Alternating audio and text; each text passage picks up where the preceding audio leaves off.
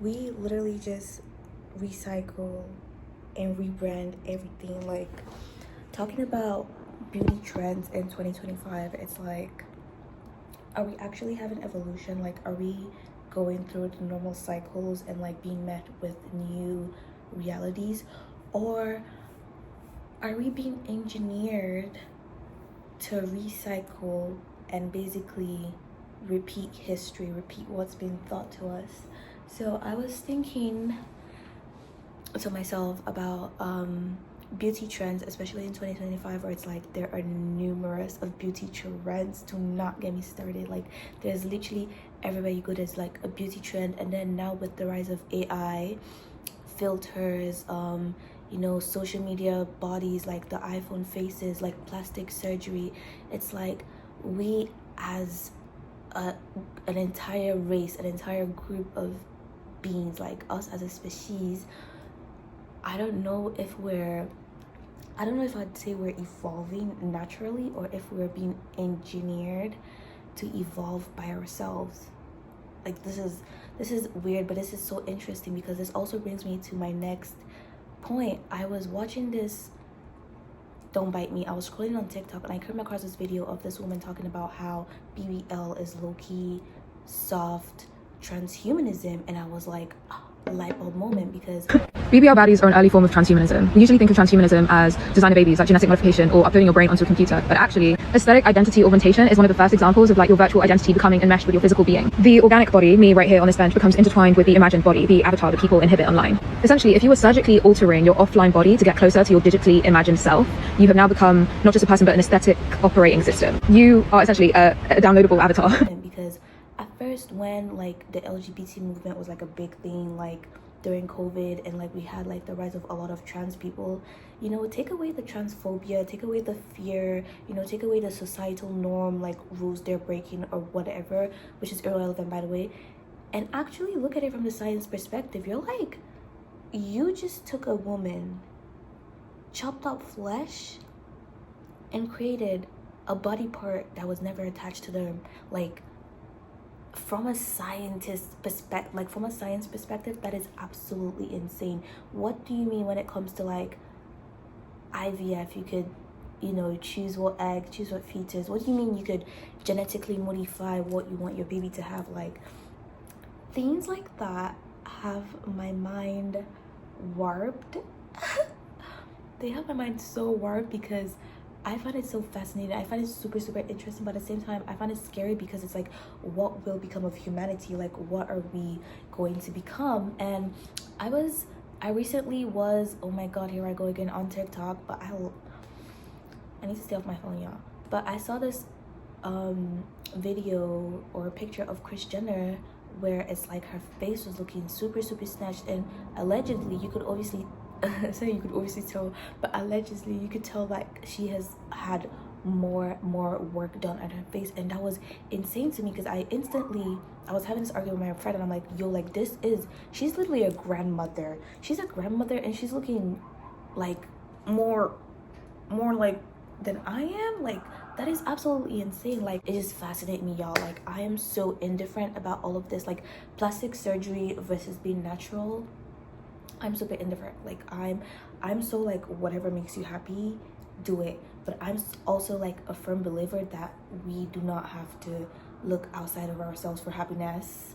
So yeah, my point is, with the Kris Jenner thing, it's like, she's a grandmother at 69 getting plastic surgery. You're a grandmother at 69, don't fight me, getting plastic surgery. What do you expect your daughter Kim K to do? What do you expect her daughters to hold? Like, what expectations do you expect her daughters to have from themselves? Because obviously, if my grandma is looking like this at 69, and my mother is like the literal beauty icon for America, then hell yeah, I'm putting all that pressure on me. But it's not even that. Like, forget the kids. Let's talk about the internet. Because when it comes to like influencers and like digital face and like posting pictures and pretty privilege and like societal beauty standards, we've had one super like consistent face there, like Kim K. Like,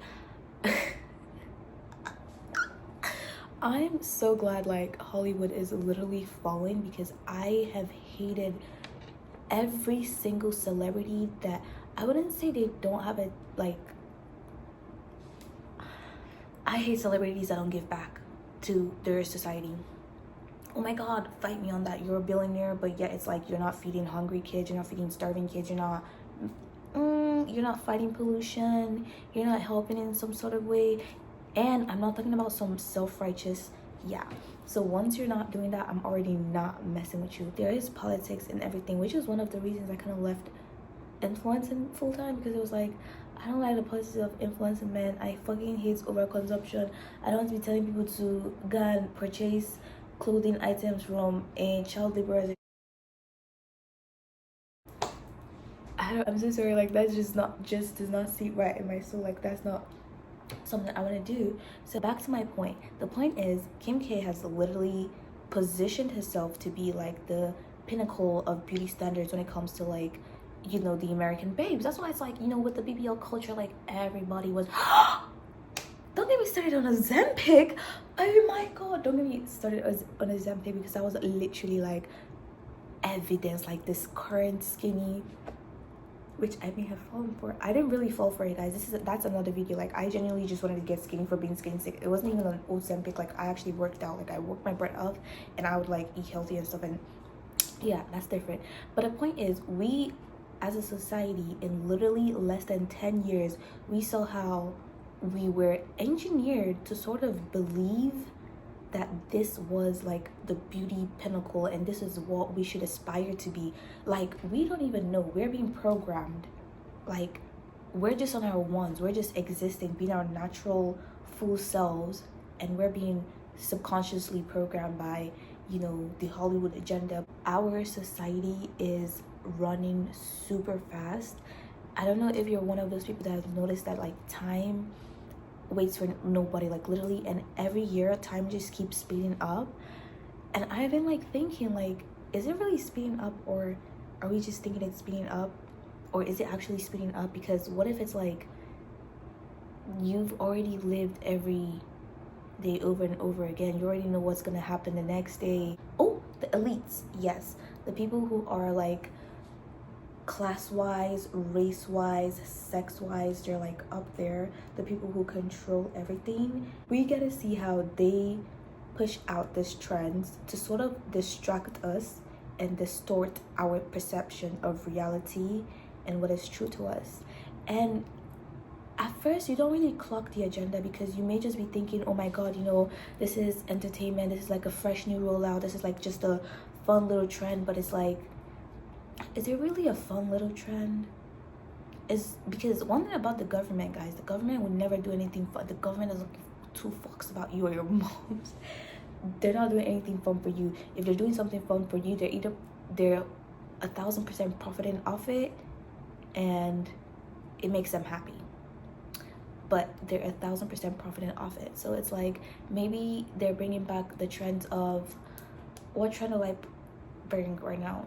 The rise of modest clothing. It's like everybody now is like rebranded Christian girl, praise the Lord, hallelujah.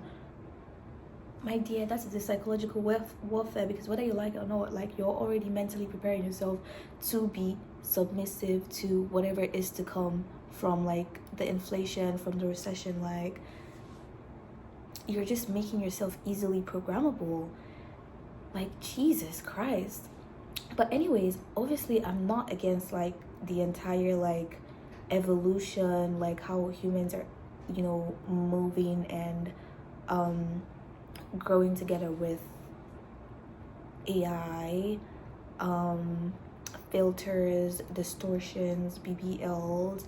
I find them like really interesting, because like they have so many good uses. Like in cases of like I've had friends who like they've been in accidents and like they've had like their entire legs amputated, and they had to get like a whole brand new leg. And I'm like, surgeries like that, absolutely fucking cool. Like, are you kidding me?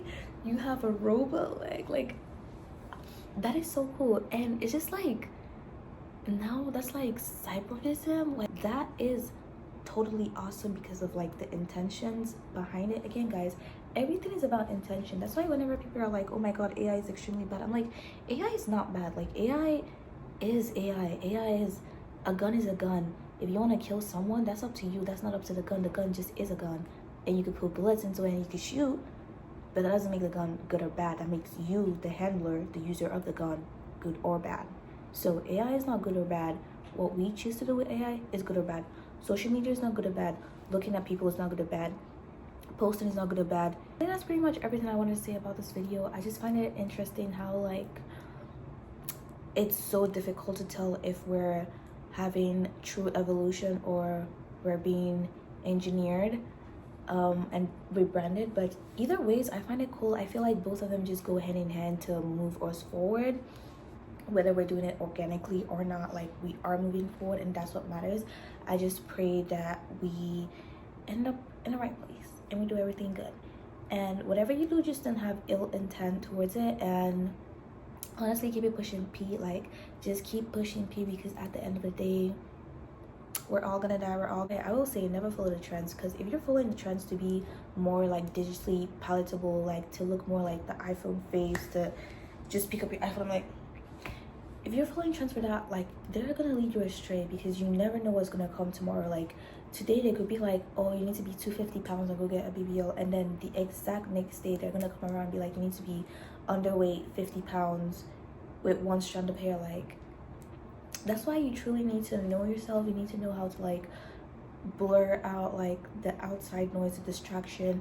And sometimes we think like the distraction is going to be something major, but it could be something small as like TikTok, a Facebook ad, like an Instagram post, like maybe a tweet from your friend, like whatever. But yeah, do not bend to stupid norms that are not even real. Like, be yourself, be your own human. Okay, I love you.